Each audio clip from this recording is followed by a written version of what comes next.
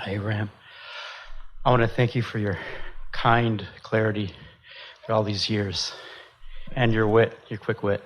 It's so yummy, our co-creative ability and enjoying that.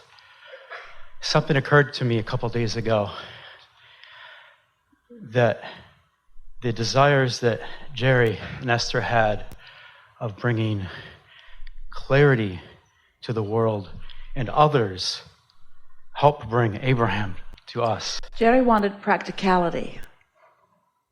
He wanted something that would meet you where you are. Mm-hmm. Esther wanted to live happily ever after. And it was a nice convergence. Yeah, very good, very good. When I have rendezvous with people and I am tapped in, turned on, and I'm holding the space for letting inspiration to come through, sometimes cool things really happen of Spirit will prompt to say this or ask this, and it's a great conversation. Yes. I love that. I love that. Your words, I like to hold space. We like that phrase because creating that vibrational atmosphere really is about what the dominant work is about, isn't it? Being aware of what kind of atmosphere I've got going on and what influence I'm under and what receiving mode I'm in, and then. That's really good, yes? Yes, yes. I feel like I'm on the edge of a breakthrough. I want to... You always are. Always are, okay. You always are. But there's something a little resistant in nature when you feel as you just said what you did. I feel like I'm on the edge of a breakthrough, but I'm on the other side of it. Mm-hmm. Where can you feel how much softer it is? I'm breaking through into, or I'm giving into. In other words, I feel on the verge of a breakthrough is a resistant stance. Just soften it a little bit and feel that satisfaction and eagerness to break through. And feel the difference now. This is a good opportunity to practice this. Am I feeling satisfaction about breaking through or dissatisfaction about not having broken through yet? It's subtle, but it matters, doesn't it? Yeah. So. I'm breaking through into. Yeah. I feel eagerness about that. I feel eagerness about what I'm opening into. Yeah. Yeah. When I get those inspirations, think about the difference between feeling an impulse and following it and trying to conjure an impulse that will break through. Yeah, very different, yeah. Quite different, isn't it? Mm-hmm. It's just that I'm ready to be ready, and wanting to follow the impulse. Follow the impulse. It's very satisfying to visit with you because your vibration is really clear and easy to read. And then your words are very accurate to the vibration that you're emitting. And so when we comment, you get it every time. That's a nice state to be in. Yeah. My focus to be in the hot seat. I am doing martial arts and yoga and work with other spiritual teachers. Can you hear clear? Working with yoga, martial arts, and other spiritual teachers, feels like they're all looking at me saying, what are you going to do now? As if, okay, you've learned the techniques, but it's all interactive life, this moment, right here, right now. I want to embrace that universal energy through my body in this instant. I know it's not all the time, but to allow that more easily, to allow that more freely, to go with it. Well, one of the reasons that we talked so much about step 1, step 2, step 3 is because step 1 is the contrast that causes you to ask, and step 3 is the prepared atmosphere that lets you receive. And sometimes when you get mixed up about what step you're in, then you try too hard. And so it's like ask a question and then listen for the answer. But if you're always asking the question, then you can't hear the answer. In other words, it's sort of like some devices where you're either broadcasting or you're receiving, but you can't do both at the same time.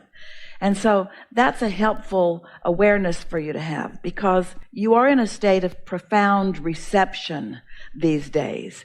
And yet sometimes when what you're receiving comes so easily, it feels like you need to goose it up and make it more emphatic than it is, which is a little lackful awareness. It's like it's not dramatic enough. And we just want to remind you that when it's really flowing the way you intend for it to, it all feels like ease and flow. It never feels like tension.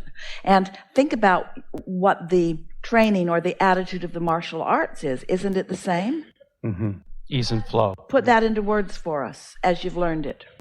Ask the question, or... But put it into words for us from the martial arts point of view. When you and a partner come together, there is a movement of energy, and as you just said, ease and flow with that movement with the other.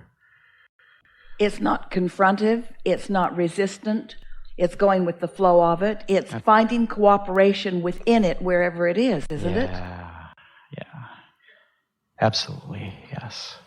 It's the same, isn't it? Mm-hmm.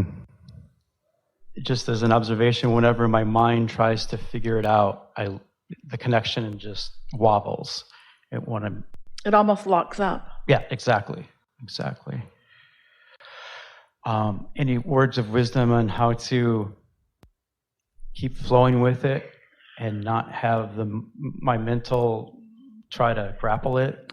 Well, the easy explanation is just don't try so hard.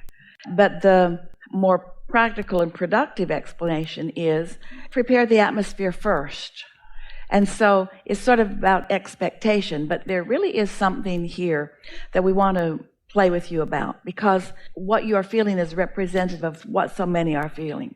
You know for sure that you get this, and you have so profoundly felt your own power and your own clarity and your own current and your own alignment. You've felt it so often that when you don't feel it, you think you're off. And there's a tripping point there, because sometimes the energy just flows in a more profound way than others. Feel the difference between satisfaction and elation. There's a big difference in that momentum, and yet satisfaction is enough.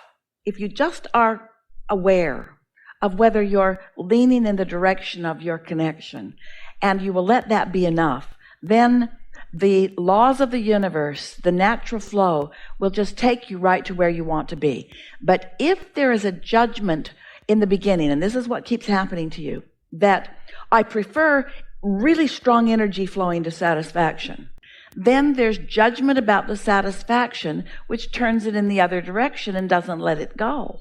That's why we called your attention back to the way that you do it with your martial arts. It takes you a little while to adjust to your partner. It takes a little while before you figure out what dance you're going to do together, doesn't it? Yes. And isn't there an expectation that it's always going to be all right, that you're always going to fall into your groove? Well, this is the way we want you to feel about this too. But once again, we've come back to that important conversation about that satisfaction and whether I'm allowing that satisfaction to become more, or whether I've decided to be dissatisfied with the satisfaction because the satisfaction isn't stronger. I understand. That's such an interesting... I'm satisfied, but not satisfied enough. So isn't that interesting?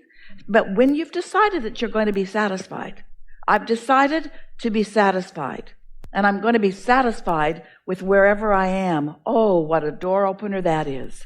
What a letting the energy flow, preparation of the vibrational atmosphere that is. What an allowing state of being that is.